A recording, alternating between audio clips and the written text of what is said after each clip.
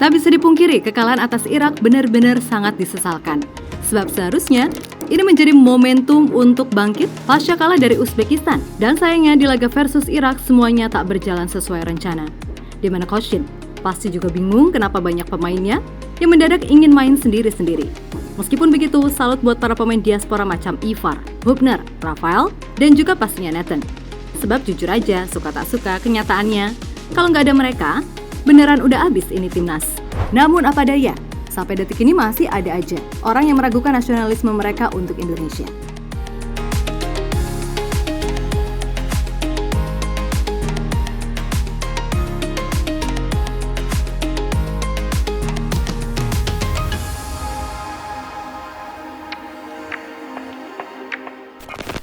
Harus diakui kalau keberadaan para pemain diaspora benar-benar mampu mengangkat level permainan timnas Indonesia.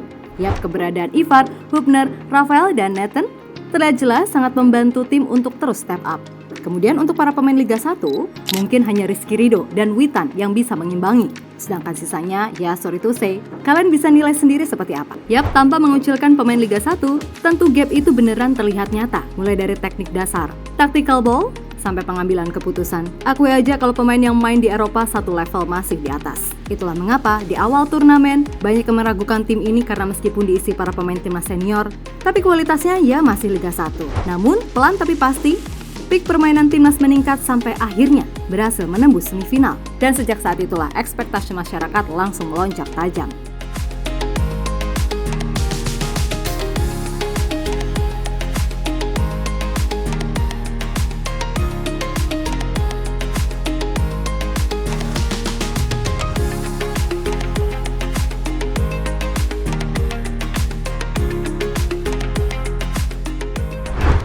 Lebih lanjut, masalah mulai terasa ketika melawan Uzbekistan.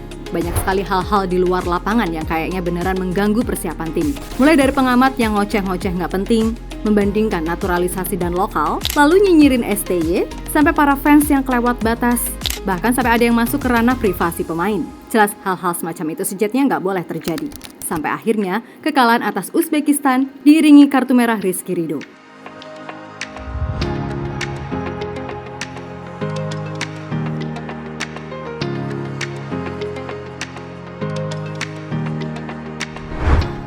Lebih lanjut, di pertandingan perebutan juara 3, Indonesia sebenarnya mampu mengawali laga dengan bagus. Bahkan mereka sempat mencetak gol lewat Ivar Jenner. Namun setelah unggul 1-0, mulai deh kumat lagi penyakit egoisnya.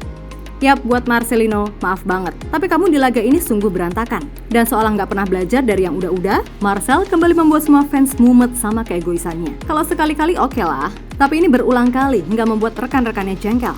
Namun ketika banyak komentar masuk ke media sosialnya, Marcel justru membalasnya dengan unggahan di story-nya yang jelas makin mengundang amarah netizen. Jatuh bersama, bangun bersama. Sepak bola bukan permainan 2 orang, permainan 11 orang.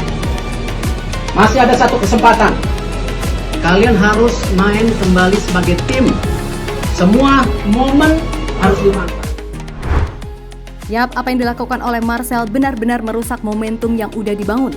Dan itulah mungkin sebabnya Justin Hubner merasa sangat kecewa dengan kekalahan ini. Yap, sepanjang laga di luar dari satu kesalahan yang ia buat, Justin beneran bekerja keras dan berulang kali berjibaku menyelamatkan pertahanan. Namun kehilangan Rizky Ridho di sini beneran terasa karena Justin sering banget bekerja sendirian, terutama ketika Nathan naik membantu serangan. Maka hal yang wajar jika seusai laga, ia yang langsung cabut ke Jepang, terlihat sangat bersedih sembari melimpahkan segalanya di sosial medianya.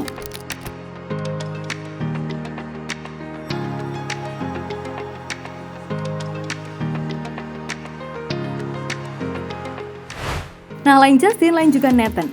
Dan pasti semuanya sepakat kalau Nathan adalah pemain terbaik di laga ini. Gimana enggak? Ia beneran nyaris nggak pernah berhenti lari dan bergerak. Kadang jadi back, kadang jadi gelandang, kadang di sayap, dan kadang di depan. Kocaknya lagi, Nathan juga cosplay jadi kiper saat melakukan clearance gara-gara kesalahan kocak Hernando yang di laga ini, maaf, tampil sangat buruk. Belum lagi Rafael yang pastinya merasa frustasi karena berulang kali ia yang berhasil mendapatkan ruang kosong, malah nggak pernah dikasih bola sama Marcel yang pengennya nge-shoot gak jelas.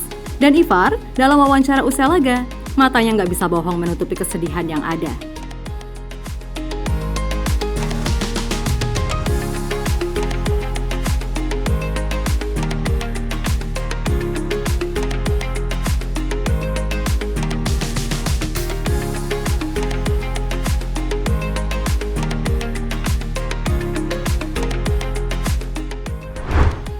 Ya, pada intinya jangan pernah meragukan kecintaan pemain diaspora hanya karena mereka lahir dan besar di luar negeri. Lihatlah betapa mereka mati-matian berjuang buat Indonesia dan sebisa mungkin menutupi kekurangan pemain Liga 1 yang maaf, kontrol aja harus berantem dulu sama bola. Sekali lagi, hentikan narasi soal naturalisasi dan lokal.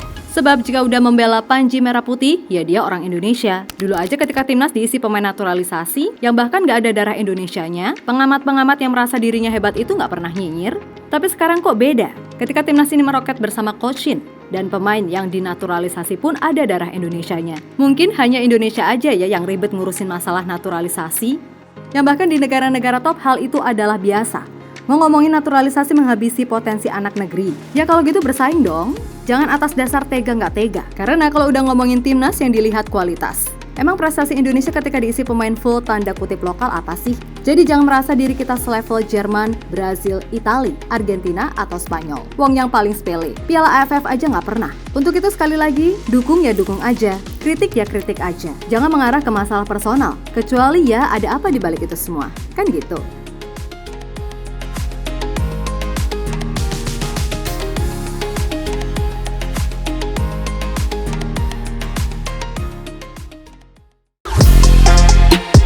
Halo, izin iklan sebentar ya guys. Jadikan ruangmu bernuansa timnas. Temukan beragam poster dinding, sepak bola dan timnas dengan desain menawan, kualitas premium dan harga yang tidak akan menguras kantong. Segera klik link Shopee di deskripsi video ini dan dukung timnas dengan sepenuh hati. Mulai dari dinding rumahmu.